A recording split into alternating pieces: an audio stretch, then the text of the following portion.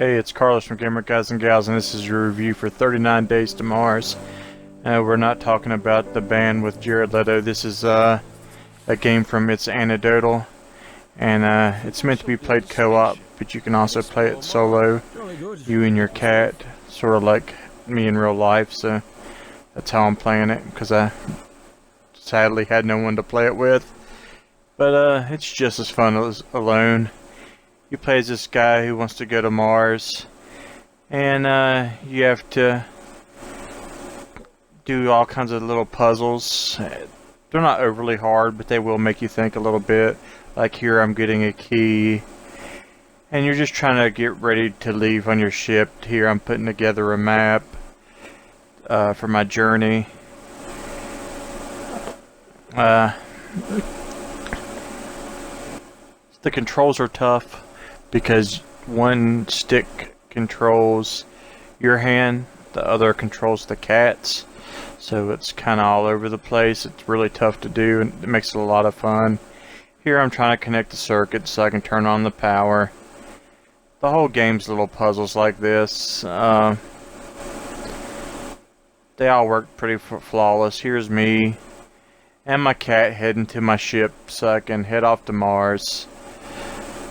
It's kind of sad, but I like to play with somebody, but there's no better companion than a cat, right? Watch as he follows me up here on his balloons. Once I got here, I was having a lot of fun, and then I had some issues with the tea. Here I am trying to pour tea. I almost wanted to call this tea making simulator, because that's all I appeared to do, but I could get no liquids into the cup. I tried and tried and tried. I started to feel like Happy Gilmore. The cup is your home. Get in your home. You know that part. That's just great. But I couldn't get it to work, so I reinstalled the game. Gave up. Reinstalled. Came back. Still won't pour. So I contacted Dev and developer, and he said that reinstall, and that's what I did, and it didn't work. So I guess I figured I would just start all over again, which kind of sucks because it took me a little while to get here. I wish I could have uploaded every clip of me trying to pour this water. I did this for an hour and a half, sadly, and I got just so pissed I started over. So I'm throwing the map back together, and I'm turning the power back on, and I'm heading back up to the ship with my cat for another try. And I know you're thinking like I am, please work, because I don't want to watch that again, and it works.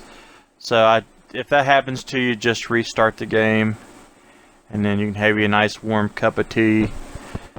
On the ship, things happen, and you have to do little puzzles. Like here, I have to go to the library and find a book on how this garden should look, and then one hand controls the handle and the other hand controls the clippers.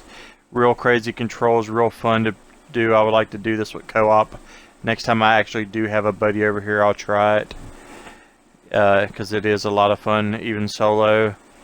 Then I had to go out into space and get coal to fuel my ship. And this is the same way with the whole game's like this with the crazy controls. It really gives you a difficult time, but it's not too difficult. It still stays fun. It should take you about an hour to beat this. I've seen walkthroughs, and there's achievements for doing it in under 30 minutes and such, but it took me about 3 hours because of the whole tea shit. But here you throw together some pipes. All these little puzzles are fun and easy. I had a blast with them. Things mess up, and then when you go to fix them, you have to either eat something or make tea. So you think tea was bad, look at this. You have to control the damn fork and make a scone. And you'll see little recipes on the side, and you'll have to get it right to actually get to go work on your ship. And here, I got it right. It took me a while. you didn't get to see how many times I failed at this. And then right there I dropped the fork and I have to start all over again, which is really shitty. And then learn some Morse code. All these little puzzles are simple, and it just takes a little time. Then you had to do whatever this is. I don't even know what I'm doing here. I'm just trying to match these up. There's a lot of little match games. There's like a little circuit match game. Right now you get to go out in this space and hunt for food, catch some fish. Look at that. Speared him first try. What about this one? It's pretty hard to control too, just like everything else. The whole game there. I caught another one first try. Connect some pipes. Show you all the little mini games. The ship's random. Like the first time I was on the ship, it looked different than it was the second. So I figure the puzzles are as well, which is cool because it gives it a lot of replay value. I really enjoyed my time with it. I'm going to go ahead and just tell you the pros. I think it looks cool. I think it's fun and simple. I think it's pretty funny. I really didn't have no cons except for the T messing up, and I guess it's a little short. We get to catch some alien specimens here and then clean up after them. Just so much stuff to do, and I just had a really good time with it. I'm going to go ahead and give you, right here's a memory game with circuits. You can use the top one to see what they are on each side, and then you have to connect the wires. See, nothing super complicated. There's I think there's an achievement for also getting to Mars without any mistakes, which I wouldn't think would be too tough because the puzzles are pretty easy.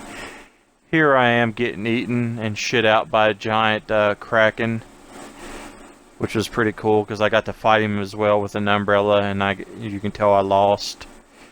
And then you get to land on Mars. You have to dodge these meteorites, and I didn't do very well because my ship's all busted up, as you can see. But I make it to the ground without the ship crashing.